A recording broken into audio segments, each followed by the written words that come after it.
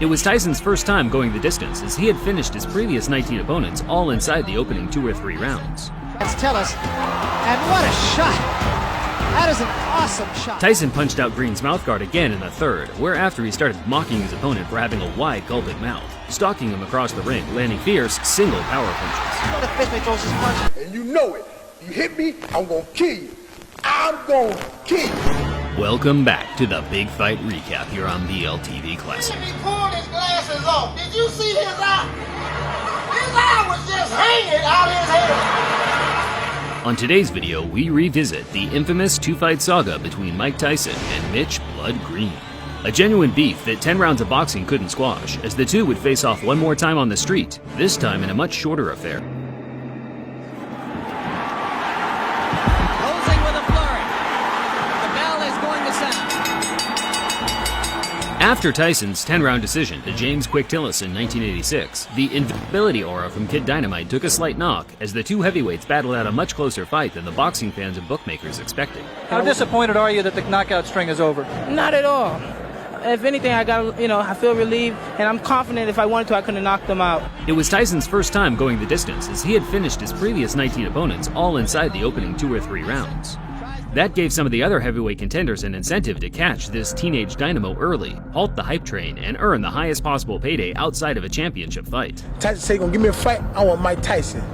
Point blank. Michelle Tyson, he's a mo, I'm gonna knock him out. Mitch Blood Green was one of the first fighters to utilize the new age of digital camcorders to get his message out there to boxing fans. Now I'm gonna show you something. Feast your eyes on a real heavyweight. There was no social media in those days, but local news stations and televised sports networks such as HBO would air the clips during a broadcast to gauge the fans' reaction. Power! I ain't no joke!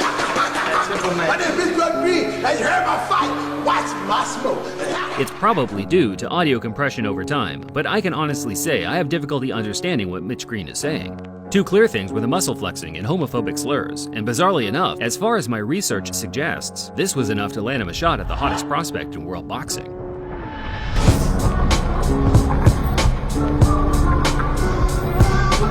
Growing up on the tough streets of Detroit, Mitch Green was a prominent player in 1970s New York gang warfare. By the age of 17, he had witnessed his father lose his life in a bizarre Western-style quick-draw shootout, not long before being shot twice himself, fortunately escaping with non-fatal injuries.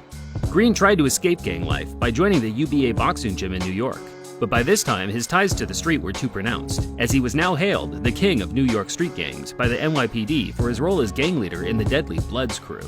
Things slowly started to change for Mitch as his reputation as a gang leader was exceeded by that of a talented amateur boxer, the muscular 6'5" big man that was racking up copious tournament success, including several New York Golden Gloves. From the Bronx, New York, undefeated in 5 professional bouts with 1 draw.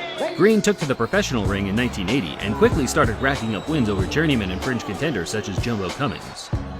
Champion in waiting Trevor Berbick became the first man to beat Green in 1985, where Mitch made a good account of himself, only losing by majority decision. Both Tyson and Green were on the fringe of a world title shot, so regardless of the antics, the two were on a likely collision course.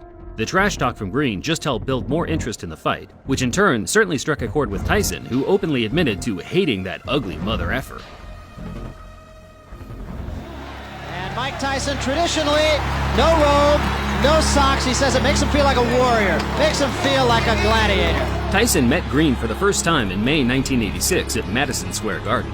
It was Tyson's first match at a prestigious boxing venue and also the first to be covered by a large television network. Yet, the occasion didn't change the traditional no robe, no socks attire. He was all business and had a personal vendetta to settle with the now not so confident looking Mitch Blood Green. And was so much a factor in the last fight that we showed you here on HBO that he didn't double up.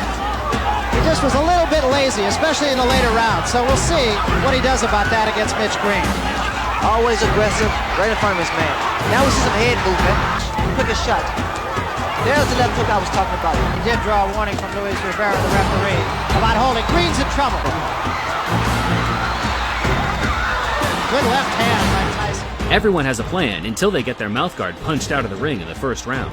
While Green had all the physical advantages, Tyson's supreme boxing skills and speed negated the gap in size and weight, backing up Green from the opening bell, slipping and countering, forcing the much bigger man into survival mode from the word go. Big right hand against Tillis. And what a shot! That is an awesome shot. Tyson punched out Green's mouthguard again in the third, whereafter he started mocking his opponent for having a wide, gulping mouth, stalking him across the ring, landing fierce, single power punches. The fist when he throws his punch. Another big left hook. Hey, Tyson, there, good uppercut. He has to take a stand eventually. Another couple body shots. Well, he's smiling. Tyson is smiling, but see, Green has those fast hands. The fight became so routine by the closing stages, the crowd knew they were witnessing a foregone conclusion.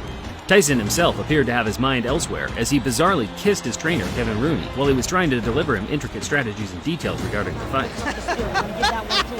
Well, Kevin Rooney is in there and just jabbering away 100 miles a minute.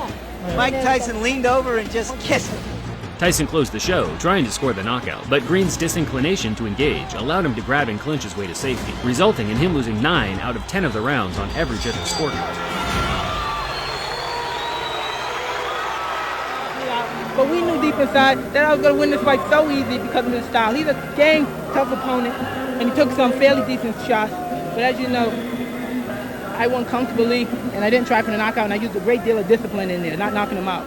Tyson claimed he carried Green the 10-round distance on purpose to punish him for as long as possible, and whether it was true or not, Green's personal pride was hurt, and he was willing to do whatever it took to restore a sliver of respect amongst his peers. Green retired from boxing after the Tyson loss and returned to the street to earn a living from selling drugs.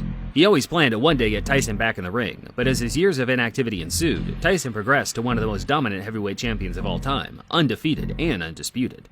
The days of fighting lingering contenders such as Mitch Green were over. It wasn't until a couple of years after their fight that the two would meet again, this time in Green's element, the street.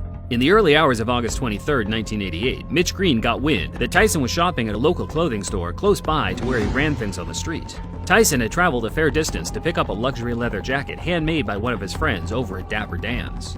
As Tyson was chilling in the store with his entourage, Mitch Green burst through the door on his own, high on angel dust, demanding Tyson either give him a rematch or empty his pockets right there on the spot. Tyson, of course, no stranger to altercations on the street, dragged Mitch Green outside and pummeled him to the ground multiple times. Spectators said that the fight was short, violent, and very one-sided. In fact, it was no longer than 15 to 20 seconds, but that's more than long enough for the heavyweight champion to inflict severe damage. There is no footage of the fight, regardless of the clickbait you see on YouTube, but there were many accounts of what happened that all aligned, all except Green's account, where he claimed Tyson sucker punched him and ran. Who threw the first punch here? He did. He sucker punched me because he's with his friends, you know, and when he hit me, and I said I couldn't get a chance to really get to him like I wanted to because everybody was like pulling me, you know, holding me, like so he could get away from me, so he could get away, and he ran from me. Green was certain the Tyson scuffle, which became mainstream news around the world, would add enough public intrigue to get his rival back in the ring. But Mitch had already burnt his bridges among the promoters in the sport, with his violent threats to Don King in the past already shadow banning him from ever earning any serious money in the ring again. After Green's failed attempts to get the rematch with Tyson, he filed a civil lawsuit for $20 million due to the injuries he suffered during their fight. The former gang leader came away with one small W to coincide with a long list of L's, winning the case and being awarded $45,000, close to what his purse was during their professional fight in 1986. Yeah, I remember seeing Mitch Green's eye after that, and it was like, he broke his socket. Broke the eye socket, yeah. He broke his eye socket. Yeah. The eye socket. You gotta hit really hard to do some like that, right? Green returned to the ring 7 years later, but at that point he was a shell of his former self and was beaten by journeymen with losing records until he hung him up for good in 2005. As of 2022, Green is still a large-as-life character, but now employs his energy into his love of Christianity. He still has a gripe with Tyson, but I think it's fair to say the two have now moved on, and whenever the topic is brought up today, they both make light of their infamous 30-year feud. And that didn't work. The boys scared to death. After we had the street fight, the boys scared to death. Oh, wait a minute. Didn't y'all have a street fight, Mitch? For the ring, for the street. Thinking the man would do something about it. He wouldn't do nothing. Oh, man, he freaked me out. Did you know that actually Tyson and Sal are good friends and he comes to the show? He knew, look there. Yeah, it's like Tyson. You see that?